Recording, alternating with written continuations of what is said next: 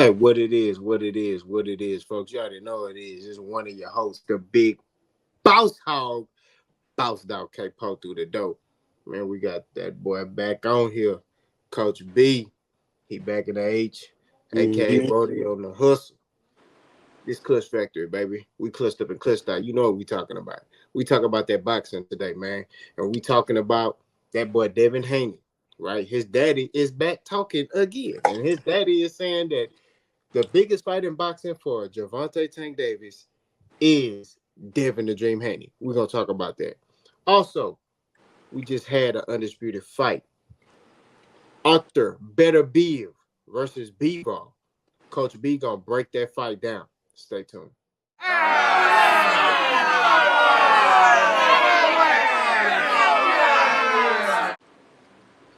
Hey man, we back again on the track again. Don't like us because we African. I'm just playing. Hey, we back. We back talking this boxing. Coach, Bill Haney is back. He's resurfaced. The boy been quiet. He been MIA. He been out the way. Well, now he's resurfaced, and he been talking a lot. He was interviewed on the Boxing Voice, and he sat there and said that Devin Haney is the biggest fight for Gervonta Tank Davis. But don't take my word for it. Let's listen to the audio. Is still the biggest and best fight for Gervonta Davis. He's fighting Lamont Rose. Part of a He champ. could have sent over something. He could have talked about something. You dig what I'm saying, Tone? I'm not trying to disrespect the game where legacy reigns supreme, Tone. He's the youngest fighter and most accomplished fighter in boxing. That's all I'm saying. He got Thanks. down with the Linares, the Lomachinkos. Listen, Tone, that was before his time. You dig what I'm saying? Now, guess what? His time is the Keyshawn Davises of the world, the Richard Hitchenses of the world. And you're going to tell me that Devin Haney ain't great? No, I got Devin Haney beating Them Gervonta guys ain't even champions. Them guys ain't even champions. He's already undisputed 2 division. We put a deal on the table for Teofimo Lopez by the way of Turkey Al Sheikh and his company Top Rank. If that ain't the fighter trying to do the best for boxing, then Tone, tell me what else to do. Your hate or your criticism is our blueprint to the people, baby. So, Coach, what you think about that? Let me know something. First and foremost, it's good to be back. What up, people? What up, people? Feel good to be back in the city. You know what it is. But at this time, again, pause is no freaky is in full effect for the duration of the video. Shout out to everybody that's been sticking with Capo. I appreciate it. We 100% appreciate the support. But enough with that. Let's get into what we just listened to. Bill Haney. Did you just get fired by your son? Oh, okay. I'll leave that right there. I don't believe he in his corner no more. But ain't nothing wrong with a dad doing what a dad got to do. He's still promoting his son. So I get it. He's staying real. He's staying true to the game. But some of those words he just uttered, I kind of agree. I kind of agree. Simply because you look at what road Tank is having to go down now. He's really not getting anybody to want to fight him. And that's because everybody else is kind of busy. The name before Devin Haney is of course was Shakur, but he injured his hand, yada yada yay. He's out getting surgery, and then when he comes back, I still don't think the fight is going to be Tank anyway. I feel like he's going to fight somebody else when he come back next year. But like I say, there was some truth behind what Bill Haney was saying about this fight still being one of the biggest and baddest fights for Tank out there. And I'm going to put it like this. It ain't because physical attributes. Let's just put it like I'm going to nip that in the bud right away. It ain't got nothing to do with Devin Haney being a skillful boxer. It ain't got nothing to do with his speed, his power, his size, or none of that. I say it's still one of the biggest fights for Tank to get the people off of Tank's back. I'm coming with a whole different spin because people knock Tank for not being in there with some of the top-notch fighters, not being undisputed, not being unified, not having any titles, not having this, not having that. Oh, he's fighting flat-footed. He's fighting this. I say it's one of the bigger fights to finally get the monkey off of Tank's back. Again, like I say, it has nothing to do with physical attributes, in my opinion, because if you ask me, Tank is 100% a better fighter, stronger, faster, excuse me, smarter, all of the above. So it has nothing to do with the physical attraction of the fight. It has everything to do with the simple fact that this is one of those fights that are finally pushed some of those people who got that chip sitting on Tank's shoulder, it'll finally get that chip to be chipped in half, and Tank will finally have some pressure relieved off of him about his resume and his legacy. And I say again, I'm gonna stick with it. Devin Haney is not prepared in any type of fashion to go in there and defeat a Gervonta Tank Davis. And if you are a fan that thinks Devin Haney can step in the ring and beat a Tank Davis, you're crazy. And I'm gonna leave it at that. I mean, a lot of y'all who've been following my channel for a long time, I've echoed this. Devin Haney is a good masterclass boxer. I'm not taking nothing away from him. He has a lot of accomplishments. He's accomplished a lot in the sport. But when it comes to that little ball of dynamite, that electric man, I call him the electric man because shout out to Gilly because I like that term. The electric man who could cut your lights off on demand. You didn't pay your bill, he cut your lights off. And that dude from Baltimore, Maryland, Gervonta Tank Davis, I'm sorry. That to me, in my opinion, is not the biggest fight in boxing. In my opinion, I feel like it's Tank and Lomachenko. In my opinion, I think Devin has kind of hurt his legacy and his brand with the suing of Ryan Garcia. You know, I mean, a lot of people feel like that's the softest stuff you could ever do. Just rematch Ryan Garcia. Why are you suing him? You already got punished. You already took his money for coming in overweight. Why are you suing him? So that kind of his brand kind of took a hit. If he would have just stayed quiet, accepted his loss, then I could see it. But due to his actions these last couple of months and his dad and him keep echoing, oh, Ryan's a cheater and Ryan is this, instead of them just accepting where they made mistakes at, they're pointing the finger back at Ryan. Oh, well, Ryan did this. Yeah, but you chose to fight him. You chose to fight him Right. after he was acting wild. You chose to fight him even when he came in overweight. Y'all so they already had Barbosa ready for you. So y'all chose to fight Ryan regardless because y'all were chasing who? Gervonta Davis. And if I may, can I elaborate on this point right here? And I would take it a step further and say that they 100% neglected the one thing they had as an advantage going into that Ryan Garcia fight. I'm not gonna be long on this. You knew Ryan by the appearance in the first round. Ryan was faster, Ryan was stronger, and Ryan was the bigger guy. But they chose, Bill Haney and Devin Haney chose to stick with that stupid fight plan they had. You neglected the fact that you still had more IQ and you could outbox Ryan. You gave up the number one factor in any fight almost, which is IQ.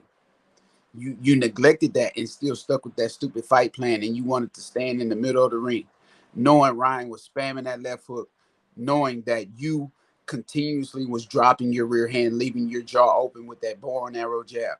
Like, you neglected that. So with that being said, I'm gonna tie this back into the biggest fight for Tank. Honestly, Devin Haney's IQ is not even in the right place to be in the ring with a Tank at this moment. So I think mentioning that it's the biggest fight for him, period, is crazy. But like I say, it's only the biggest fight for Tank to get the monkey off his back. He needs to beat somebody like a Devin Haney. Mm-hmm. He needs to beat somebody like a Shakur Stevenson just to show the world. And I'm not saying it possibly, I'm not saying it's going to be the easiest fight in the world, but at the same time, I just don't see Devin, being able to go in there and compete with somebody like Tank, especially after seeing how he receives losing, regardless of the fact of what Ryan had in his system. The guy doesn't take losing well. And nobody in the world was obliged and blind to the fact on how you lost. PEDs didn't contribute to the fact that you went in there and you chose to stand in the middle of the ring and continue to take that punishment on your own. PEDs, whatever Ryan had in the system, okay, cool. Ryan had that in his system. What was your mental at once you felt him hit you with the left hook? And then the crazy part is you did see some spurts in the fight where Devin affected Ryan because Ryan showed emotion when Devin finally caught him. And Devin still chose to ignore the fact that, hey, we can beat this dude, but no, You chose to neglect your IQ, which is the number one thing, number one advantage you had in that fight. Throw it in the trash and continue with that stupid fight plan you and your pops had. So it is what it is. Like Devin is not going to be the Tank. I'm sorry. I the opposite agree. Like I reiterated, the electric man will cut Devin Haney's lights out. His chin ain't like that. You know, like I said, Devin's a masterclass boxer. There's ways he could win that fight. But Tank is patient. He's patient. He just wait and then he strike like a rattlesnake. And then next thing you know, you laying on the ground looking at the ceiling. That's just how it goes. He did that with Mario Barrios. He was losing to him. Right? And the only reason I'm bringing up Mario Barrios because he's tall like Devin Haney. Mm-hmm.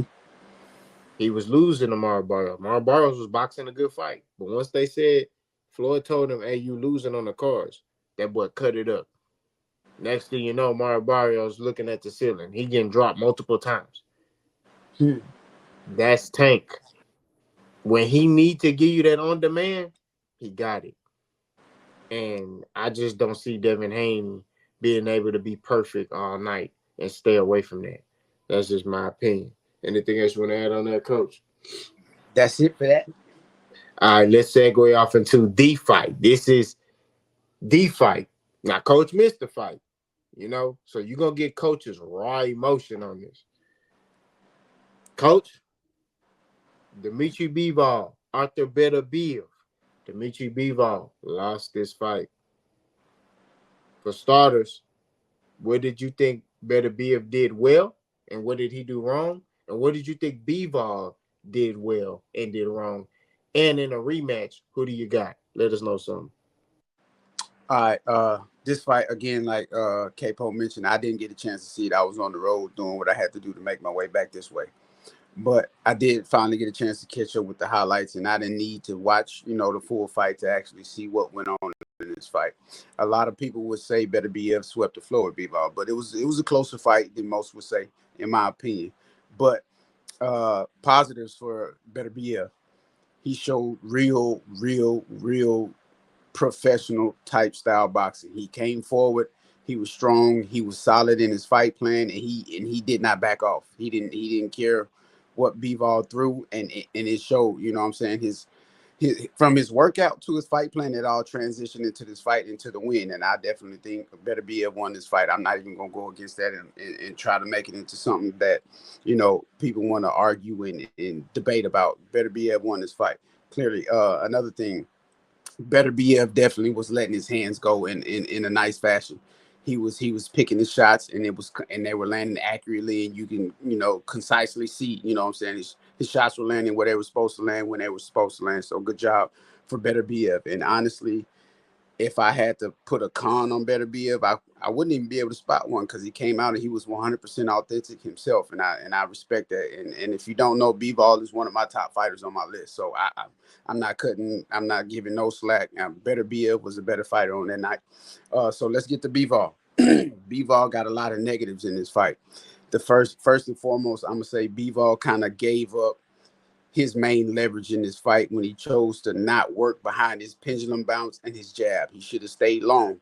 He should have worked behind the jab and threw short, sweet combinations and got out. He neglected himself by shelling up in front of Beterbiev, giving Beterbiev, the stronger guy, in my opinion, on that night, a chance to land those brutal shots, those effective shots that can slow you down, that can punish you. And even if they don't land in the right spot, K-Po pointed out, if you look at one of those pictures that's out there, if you look at Beterbiev's if you look at Bivol's lead arm, it looked like two different arms on one person. So it is what it is. Beterbiev showed that he's strong. You go watch his workouts. The dude lift weights. Not too many boxers lift weights. So again, against Bivol, it showed. Dude, whole arm was swole. You know what I'm saying? Again, back to Bivol. Bivol chose not to stick with the jab, the long jab. He chose not to use the pendulum bounce. He chose to shell up in front of Beterbiev, and he chose to kind of exchange in bad spots. You know what I'm saying? Some exchanges are not all exchanges are good exchanges, and he was trying to exchange in between Beterbiev punching, which I thought that was a bad idea on Bivol's part. He should have stuck with that same fight plan he had against Canelo, and I believe this would have been a lot closer, and I think it would have went his way. But again, I'm not here to make no excuses. Bivol in a rematch. If you can do what Bivol is meant to do and supposed to do, I think Bivol could win in a rematch. And honestly, if he can't do that, if he can't get to that pendulum bounce and he can't get to that nice jab that he got, and he can't get to that simple 1-2-3 punch combination or the 2-3-2 combination down the pipe, I think he'll be taking another L. But if B-Ball can bounce back and be himself in who he was vintage against Canelo, then I got B-Ball. But again, right now, if it was a rematch happening tomorrow, I would take Better BL. Yeah, I 100% agree with you, but I think in the fight, what I saw was the power began to bother Bivol. Mm-hmm. And it was like Bivol would get off, he would get his shots off, pause. But then when Better Beef got off, you saw Bivol react in a defensive way where he was like, oh, this too much power. Mm-hmm. This too much. And you would see him like actively retreating. You know what I mean? You saw a difference when Bivol would get his off. Better Beef get caught with some stuff. Okay, he'll move a little bit, but not too much. No, Bivol would not throw punches and shell up. So it was obvious if I'm a judge and I'm looking at that, I'm gonna score that round for Better Beef because I'm seeing his shots be more effective than yours, and if that makes sense. So what Bivol got to do, like you said, get back on his jab, do that pendulum bounce. I also think he needs to turn Better Beef, and he needs to go to the body, right? He needs to do the simple things in boxing: body head, body head. He needs to get Better Beef tired, right?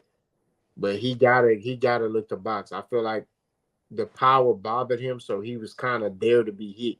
He kind of just shelled up and stood there instead of him using his feet to get in range and get out of range and set traps for Better Beef. Like he kind of needs to take a page out of Lomachenko's book. Lomachenko is a master of angles, and he uses those angles very well. I think if he's able to do something like that, in his own way, he can beat Better Beef. But it's just can't. It's just when he do get touched, because in boxing you gonna get touched. When you do get touched, is that gonna affect him? You know what I mean? So it's a matter of can he take that power. Now, Better Beef is getting older. He's 39. I think maybe next year when they fight, he may be 40. So will he have some left in the tank? This was an entirely very close fight. These are between the best in the world. So it ain't like Better Beef just won by a landslide. But I will say that Bivol gotta understand. I mean, I heard him in the post-fight press conference saying I should have threw more punches. I feel like you should have used your feet a little more. Mm-hmm. That's what I think. I don't think the throwing of the punches wasn't the thing. I think you should have used your feet. You were trying to. I think he was trying to show Better Beef that I'm here to fight, and that's not. There's certain guys you could do that with, and that man right there ain't nobody you can do that to. Everybody that spar him, that fight him, say he hit hard. So I think Bivol, man, he got to get his mind right, lock in, in which there are some other things that were distracting him. Coach, you want to get into that? What did you think? What was the other mental aspect from a coach's perspective that you saw that might have affected him outside the ring?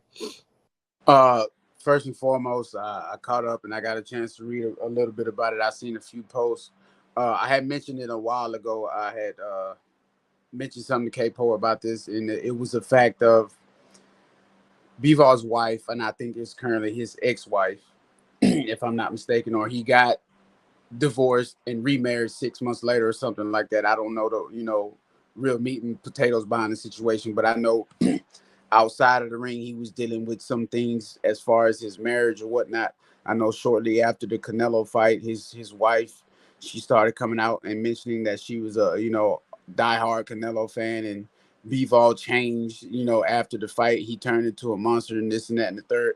So with that being said, shortly after Bivol took this loss. Another post came out, involving his again, I don't know if it's his current wife or his ex-wife, but she was celebrating the loss, of Bivol, and Bivol has also had some, uproar in his home with his kids and whatnot. So mentally, he was mentally distracted, in my opinion. But again, I'm not here to make too many excuses for another grown man. It is what it is. You chose to get in there and fight another top-notch competitor and another elite competitor in better BF, and it is what it is. I think these guys, when it comes to these fights, need to start dumbing down who they're around when they get ready to fight, because that affects you a lot. When you see certain people that's bringing negative energy before a fight, guess what? You can perform negative. If you go in there and you just have your coach and another person who inspires you in a whole different manner, in a positive way, then you could perform well. So not just for professionals, amateurs too. If you're an amateur boxer and you just argue with your girlfriend or your boyfriend all night, well, guess what? That's going to affect how you perform in that ring. You know what I'm saying? Put the social media down, cut that off. Focus on what's important. Don't try to feed. Don't try to give. How can I put it? Don't let your body receive negative energy before you step into that type of demeanor and fight. When you boxing, you have to have your mind clear. Mental is very important. Mental plays a lot, especially emotionally, physically. Mental can take a toll on you in this sport. And we all know boxing is a sport to where if you winning, everybody there, everybody want your autograph. Everybody wanna take a picture with you. Everybody wanna step in the ring with you. But the minute you lose, it turn into that dark hole, and if you fall in it and you can't find a way to get a grip and climb back up, boxing to eat you alive. So that's some of the things I think was affecting Bivol. But again, it you got to clear your mental, and it's no excuse for the way he performed. But at the same time, it wasn't a terrible performance. But you can tell a piece of Bivol's mental was missing in this fight, and I'm gonna leave that right there, Capo. I mean, you hit on the head. Boxing is more mental than physical. You can be the fastest dude, the strongest dude, the most athletic dude. You know what I mean? I mean, we saw that Agent Broner. Agent Broner was, when he fought Marcus McDonald, was the more skillful boxer, more talented boxer, but his mind wasn't focused on the fight. He was focused on, oh, I'm gonna go to the club, or I'm gonna perform at this, and he got hands, fists, and feet put on him that night. So we're gonna keep it 1,000. So I think that you know future fighters and or fighters that are coming up in this boxing thing, you got to make sure your mental is right. You cannot be distracted with personal things. That's why you see a lot of fighters, they train away from home. They go elsewhere and they train when they go in training camp for their fights. You know, some fighters can train at home, but you see a lot of people, they don't want no distractions. So they go off, you know, Big Bear, Colorado, those are places they go. You know what I mean? It's secluded, it's out the way. You know what I mean? You want to make sure you're mentally prepared for war, because that's what all boxing is. It's a gladiator sport. It's war, and you got to be able to have your mental right to go in there locked and loaded and ready to put on a show. You know what I mean? Whatever that show details as far as your fight plan. So hopefully Better Beef can not Better Beef Bivol can have his mental right this next fight. And clear out the outside noise. I definitely think his wife. And I gotta give Coach credit. Coach was the first one to say, "Hey man, I don't think Bivol gonna be right." When his wife was going out saying all this stuff, and I said, "Man, nah, he gonna be good, man. He from Russia, man. Them boys be locked in." You know what I mean? He from Mother Russia, so I was Yeah. like, "Oh, that boy, he gonna be good." Nah, but coach was right. Hey man, his wife saying this, and it affected him. I mean, I think Bivol even came out and said that that affected him. So. Um, Hopefully the next fight, they are planning a rematch that he can come in locked and loaded. Coach, you got anything else you want to add? Nah, that's it. Maybe go ahead and close the side. All right, man. We done talked about Tank and Devin and Bill. Bill needs to chill out, bro. He talking too much, man. Uh, I'm telling you, you're gonna get your son put in a box, in that ring. I ain't talking about real box. I'm just talking about getting knocked out again. You better chill out. Uh we done talked about better beef and bevo. We done talked about analogies in this boxing game. Y'all continue to support us on this journey. I told y'all this is the genesis. This is the beginning. We're gonna keep growing. We're gonna keep evolving. We're gonna keep getting better. Get in that comment section. Give us criticism. We ain't running for no smoke. We grown men. We ain't opposed to any criticism. So if it's positive criticism that can help us be better, hey, put it in the chat. Interact with us. We're gonna interact back. I'm boss. That's Coach B. We clutched up. We clutched out. You know what we talking about. I'm gone. Salute.